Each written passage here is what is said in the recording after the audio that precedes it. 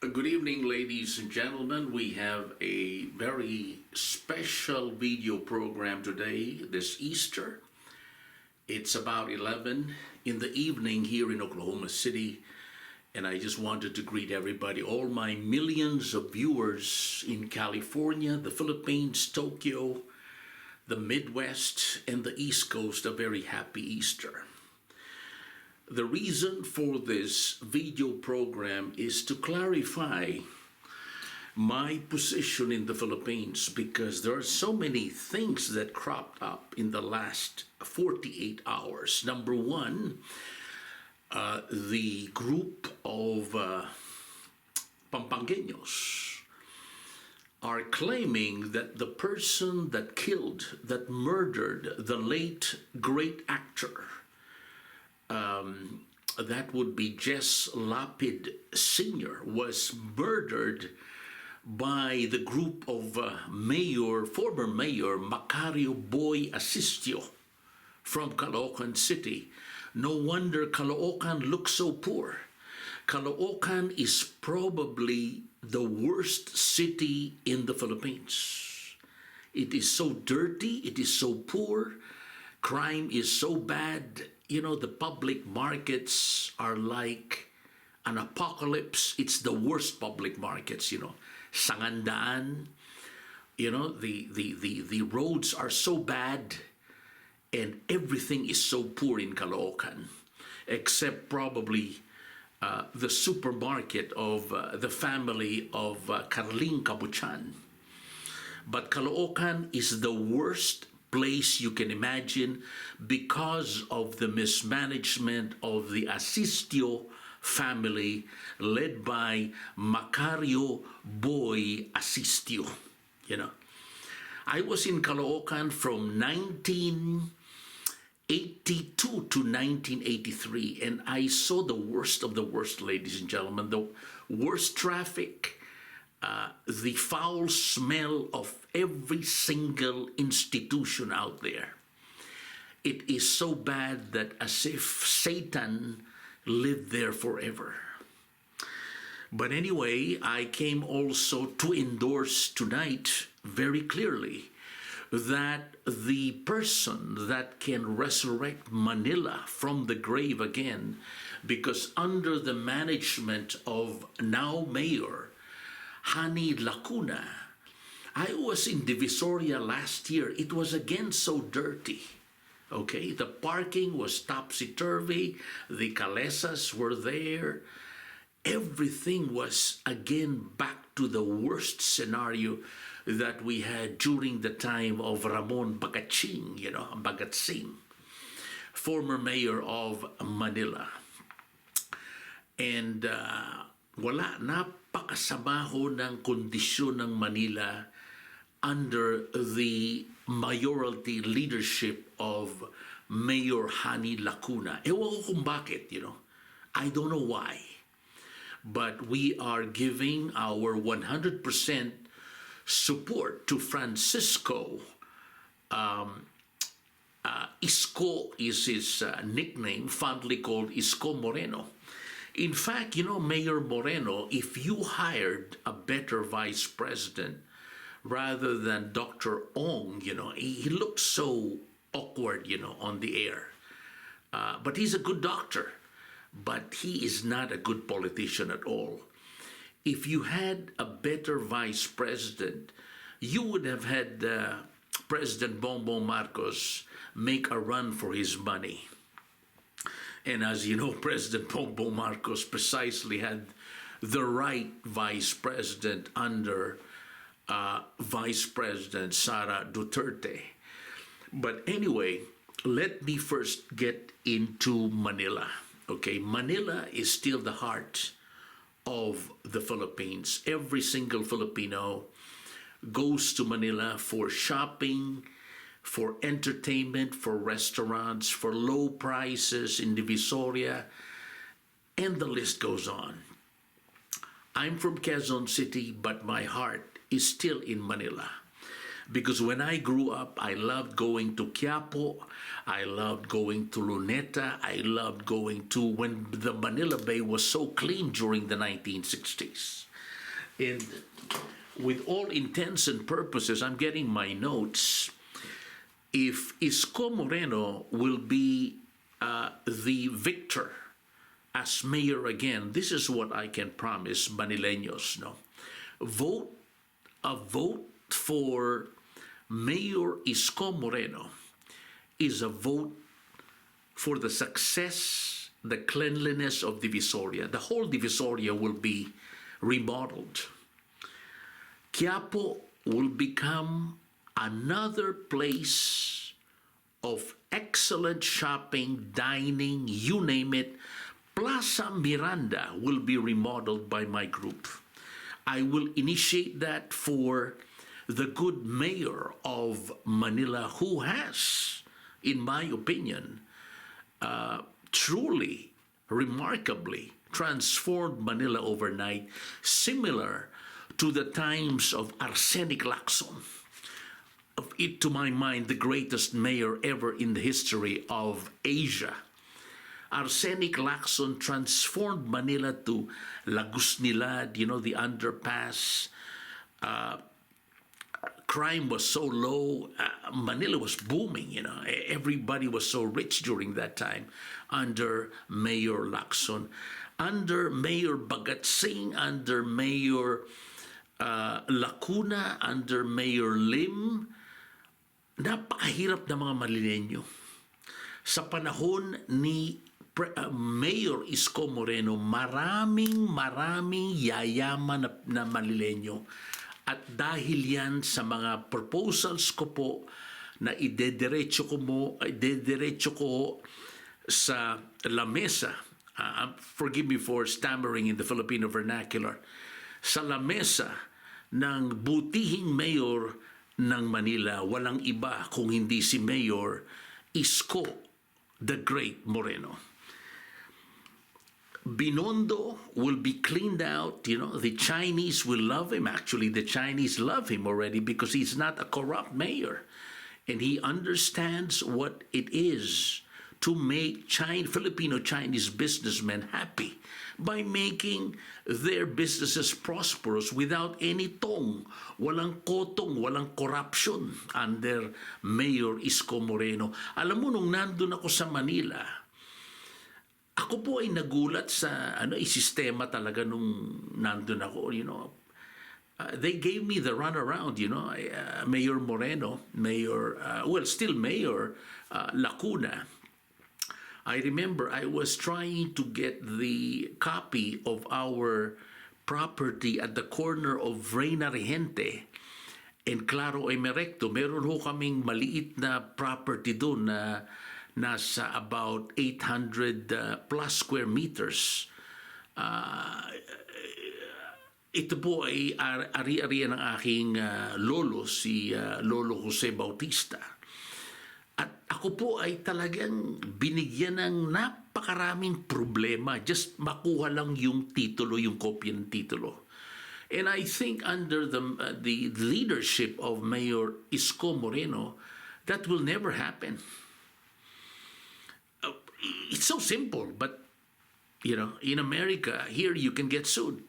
Pwede kang mahabla for incompetence, and it can immediately result into the firing of that given individual. Santa Cruz will be an overnight success again. Napakaganda dati na Santa Cruz. Ngayon, napakapangit, napakahirap, parang Caloocan na rin, And as I said, Caloocan City is the worst place to be in the Philippines or probably in Asia. Central Market, napakaganda dati niyan. Dapat ho, Mayor Isko Moreno, tutulungan kitang talagang palaguin ang Central Market ng Manila sapagkat napakaganda ng location yan. At ang kailangan lang talaga ay tamang management At pwede nating gawing overnight success dyan yung tinatawag na public market na 24/7 para kumita ng napakalaking salapi ang mga Manileño ng Central Market. Hindi ko na gustong gawing public market but Central Market, global market. And of course, nandiyan ang Bambang, Meron din kaming lumaki diyan ng tatay ko at ang aking mga pinsan, no? Aking mga kaibigan nasa Bambang, no? Dati mayayaman diyan ang mga tao, no? Progresong lugar yan, yung troso, yung simbahan diyan. Diyan pinakasal ang aking dakilang ninong si Benjamin Ting Bautista. Si Ting Bautista ang naging top honcho ng Monsanto at in fact siya ang nagturo sa akin ng galing ng Estados Unidos because he was a graduate of Washington State University in journalism, and he was one of the top of his class at the Ateneo de Manila University when it was number one. But maraming ang nanira at nagpapanggap na Atenista na sumira lang sa magandang institusyon na yan. But I'd like to discuss the Ateneo de Manila University ups and downs in a bit, in my next video. And of course, we have LUNETA. LUNETA can become the sunset city of the world sapagkat napakaganda talaga ng Manila Bay. Manila Bay is still the favorite of the Americans, especially the white Americans, especially when during the time of Douglas MacArthur, he would see the most beautiful sunset in the world. And then you have the Manila Zoo. Nung bata ako, tuwang-tuwa ako pag napupunta ako sa Manila Zoo. Ano nangyari sa panahon ni Bacaching, at panahon ni Lim, winasak nila at binulsa lahat ng pondo. At nung panahon ni Lacuna, sa akala ko itutuloy ang programa ninyo, Mayor Isko Moreno, pero wala nga nangyari. At ang binabato sa inyo ay kung ano-anong personal na bagay na hindi dapat sabihin na sa public video, it should not be said on the air because it's all personal attacks. I think Isko Moreno will never run Mayor Lacuna if you did not perform at all. Ang sama, napakasama ng performance ninyo. Napakasama. And that's why napipilitan tuloy tumakbo si Mayor Isko Moreno para ibalik ang galing ng Manila nung panahon niya at nung panahon ni Arsenic Lacson. And of course, I'd like to propose the new Manila Medical Center, Ang dakila kong kapatid dito, si Dr. Martin Bautista, ay iinganyohin kong mag-invest. 10 na mga doktor na kakilala dito mag-invest ng malaking ospital sa Manila. Pangalawa, dati siyang batikan na doktor sa UPPGH. I don't see any reason why the UPPGH cannot be renovated overnight sapagkat napakapangit ng UPPGH. At akala ko nung panahon ni Lacuna, Mayor Lacuna, Hani Lacuna, meron man lang, sigla ang UPPGH. Napakasama ho napakababaho pero napakagaling ng mga doktor ng UPPGH. It is a sad story because the doctors are so great but the support is practically zero.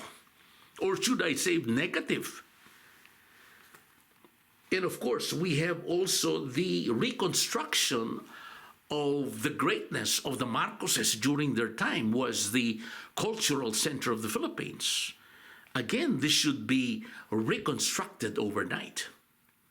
And it does not, alam mo, Mayor Isko Moreno, yan ang hirap po sa mga nagpapanggap na magaling na central bank governor natin hindi naman pala kaya ang trabaho Yung financing ng mga proyekto sa Pilipinas hindi naman kailangan manggagaling sa poder ng ng Pilipinas Pwedeng tinatawag na international financing At yan po ang pinagtatalunan namin do sa panahon ni Cory Aquino, ni Noynoy Aquino at iba pang presidente.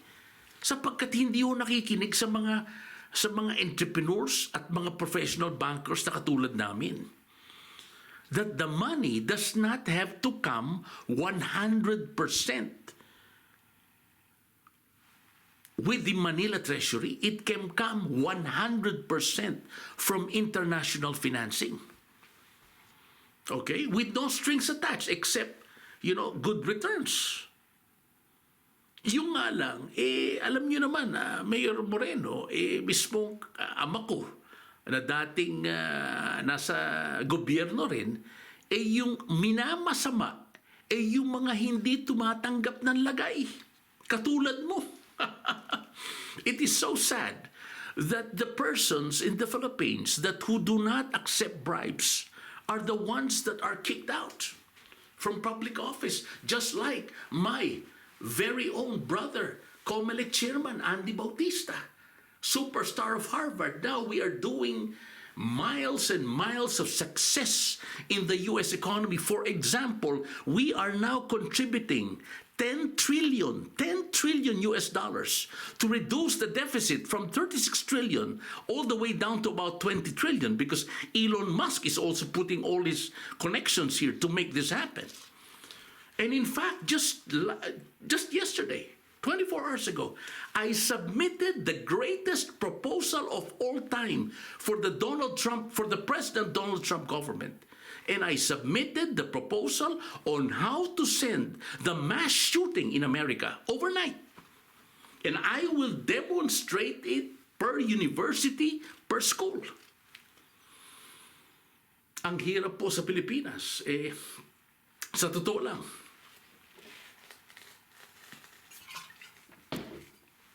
marami hong nagsasabi niyang kaya yung trabaho. Pag nandun naman, sa akin din pala ibabalik.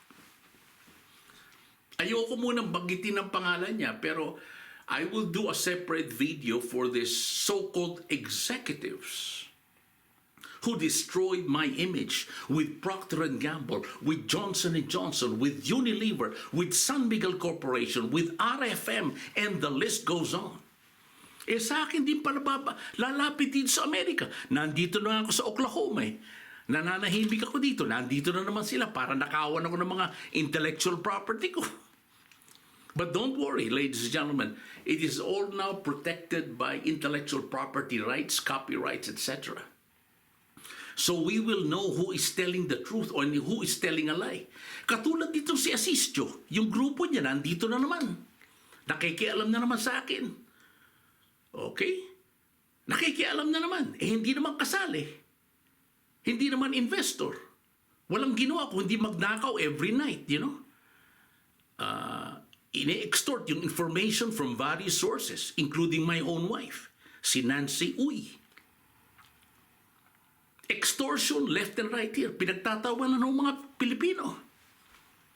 Yung grupo nito, si Sunny Balino, na napakakapal ng muka. Wendell Managat, na hindi naman kasali, puwersa ng puwersa. Araw-araw nandito, gabi-gabi. Nag-e-extort ng information sa aking esposa, si Nancy Uy Bautista. What? Kaya natatawa mga taga-Texas people from Texas are saying, what is this, Gavin? Well, that's the Philippine way, sad to say. But they, as I said, I was telling them, they are not part of my company whatsoever. They are not part of my company whatsoever. In fact, we will already direct them to the mayor of Oklahoma City, to the new FBI director, Mr. Kash Patel, the great Kash Patel, and one of the greatest attorney generals of our time, Mrs. Pan Bondi. Napakagaling ni Miss Bondi. By the way, she's female, but she's exceptional, they will nail these people one by one. I promise you that. So, to fast-track everything, ang masasabi ko lang, Mayor Isko Moreno, kung anuman ang galing na ginawa mo sa Manila for your term for I think about 3 years, we can make Manila even better than what Mayor Arsenio Lacson did. We will transform Manila as one of the greatest cities of all time. You were mentioning about Singapore. I was just in Singapore. Okay? And in fact, my good friend, si Arthur Turing Coronel, of Caloocan. He was, may warehouse siya doon, yung tinatawag na, ano pangalan nito, yung Cinderella. May pinakilala siya sa aking may-ari ng Esprit ng Singapore. That was way back in 1988. And I was already telling that we can transform the whole Metro Manila overnight. And I was the very first person to let Alice Walton, the heiress of Walmart, fly to Manila. But ano nangyari? Nakailam ito sila sila Lim at sila King. Nakailam. Or else, Walmart would have been in Manila a long time ago. Now, there are certain Chinese who are pretending that they can put Walmart there. Sabi ko, idalin mo na ang Walmart doon. Ito mga inchik na ito. Ang sabi ko nga, I'm already out of there. Pero nandito pa rin sa Oklahoma. Walang ginawa kung hindi kulitin ako, nakawan ako, i-extort ng lahat ng information. Pinagtatawanan tayo ng mga Amerikano. We are being looked like monkeys again. It is very sad. Yung mga paparazzi, sunod na sunod dito para mga bata. And therefore, Mayor Isko Moreno, we can transform Manila overnight under your leadership because you are very, very professional. Ikaw ay hindi corrupt. Ikaw ay marunong. At ang pinaka-importante ay ikaw ay magaling. Sapagkat ang galing, ang talento, ang pinakarason kung bakit ka iboboto ng buong Manila. Regarding the other candidates, hindi pa subok yan, si Versam Versosa. He's a good guy. Mabait, but alam mo sa mayor, kailangan talagang malakas ang loob mo dyan, katulad mo, Mayor Isko Moreno. Si Sam Versosa is a good social worker na mayaman, doon na lang muna siya. Ang kailangan natin sa Manila ay katulad ni Arsenio Lacson, yung may bayag, yung may abilidad, at yung taong may responsibilidad para gawin ang nararapat para sa Manila. At hindi yung mga katulad ng iba dyan na puro daldal lang at pagkatapos niyan, ng termo nila lang gagawing personal lahat ng ibang bagay. The bottom line of any great mayor is to deliver their promises and not become personal. Mayor Isko Moreno delivered, achieved for Divisoria, achieved for Luneta, achieved for Binondo, achieved for hopefully the revived Manila Zoo. He is an achiever. He is a winner and not a talker, not a person who pretends he is something but actually he's nothing. Or she is nothing. At walang personalan, It's all about achievements. It's all about numbers. That's why I'd like to underline what former Senator Nikki Cosseteng said. Where are the numbers? What is the gross domestic product of Manila right now? How many jobs were created during the time of Isko Moreno and during the time of Lacuna? How many projects did Hani Lacuna do, and how many projects did Mayor Isko Moreno do? Look at Divisoria during the time of Isko Moreno, and look at Divisoria now during the time of Hani Lacuna. It is so clear, ladies and gentlemen. Isko Moreno will become the greatest mayor in the world. And with our collective support, ang sabi nga niya, dapat tayo lahat ang magtutulong-tulungan Kalimutan na natin yung alitang kay Lacuna. Let us support one another as professionals, because the Filipino professional in America today is one of the leaders. And I see no reason why I cannot spearhead that in Manila.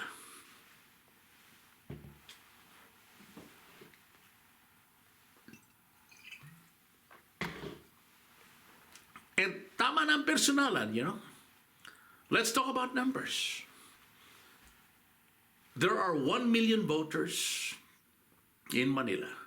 At sa lahat ng boboto kay Isko Moreno, kay Mayor Isko Moreno, tutulungan kita sa negosyo mo at sa trabaho mo sa Asia, sa Manila, o sa Estados Unidos. Yan, ilalagay ko sa papel yan. Pero pag binoto mo yung mga mayor na hindi nararapat pa o hindi talagang magaling, bahala ka sa buhay mo. Pero pag binoto mo si Moreno, si Isko Moreno, handa akong tumulong para sa iyo at sa pamilya mo. Garantisado. Manila is the future of Asia. Manila is where we can reconcile the differences we have even with Xi Jinping of China. Xi Jinping respects me, okay? Because he knows what I did for China with so many of these big multinationals. Starting with Procter & Gamble, Unilever, San Miguel, Johnson & Johnson, and the list goes on. We respect one another, and I see no reason why Mayor Isko Moreno and our group can fly to Beijing to make that West Philippine Sea a neutral zone again by withdrawal of the Chinese military forces, and thereby do a joint venture in excavating whatever natural gas or petroleum we have there at the West Philippine Sea, which up to now is all speculative. All speculative. And he knows that. Okay? Xi Jinping, President Xi Jinping knows about that. And alam mo naman na ang mga Chinoy ay nire-respeto si Mayor Isko Moreno.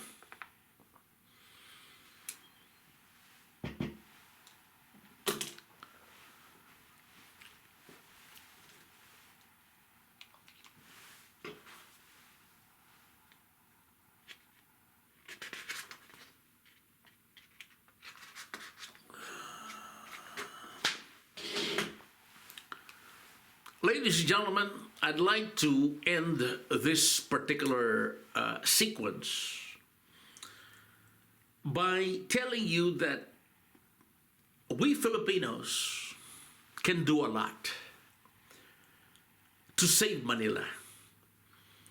Because once we save Manila, we save the Philippines.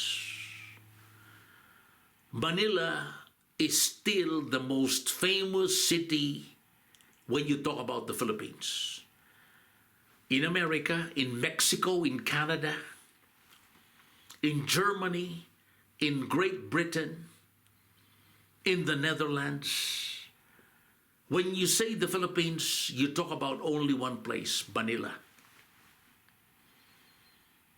Tama na ang alitan, yung mga batang daldalan, To all professionals, hear my words. I can become the #1 catalyst. My company, Midwestern Business Advisors LLC, with 9 divisions.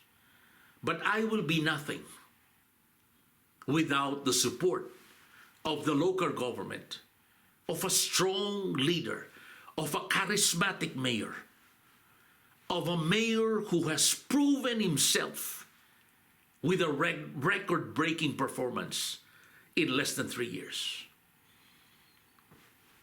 I hope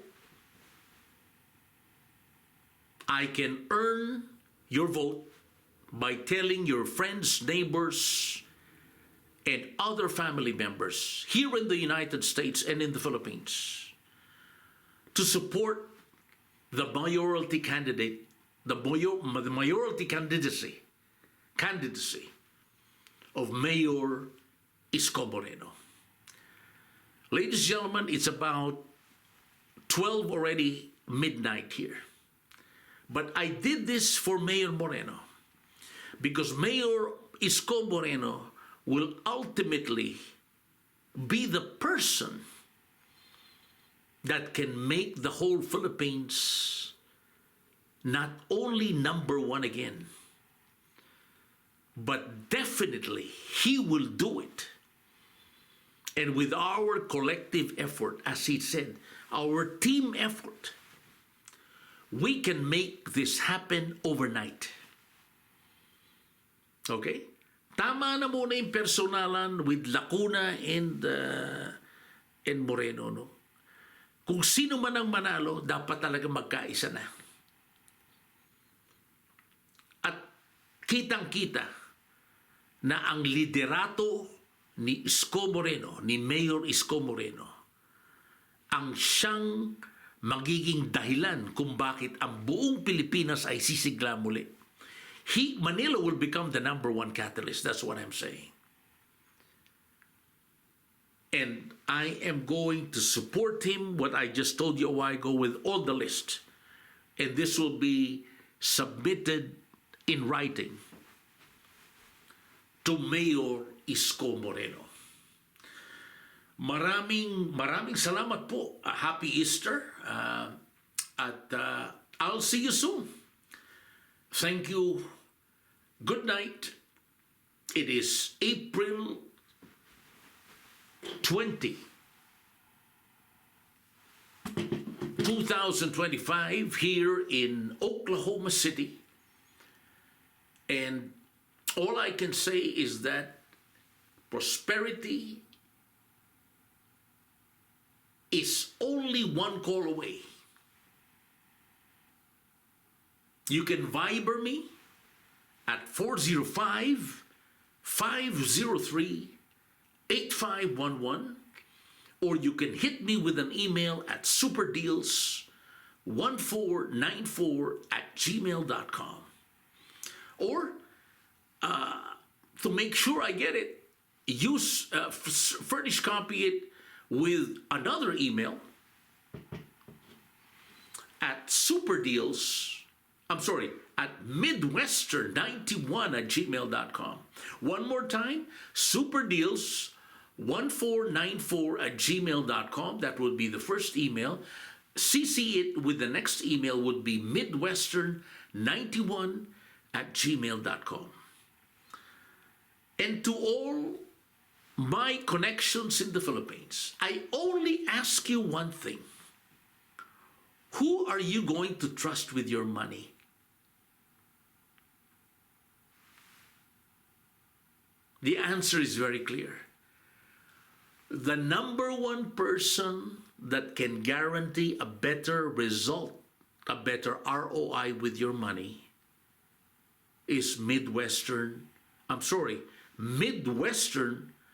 Business Advisors LLC with our 9 divisions.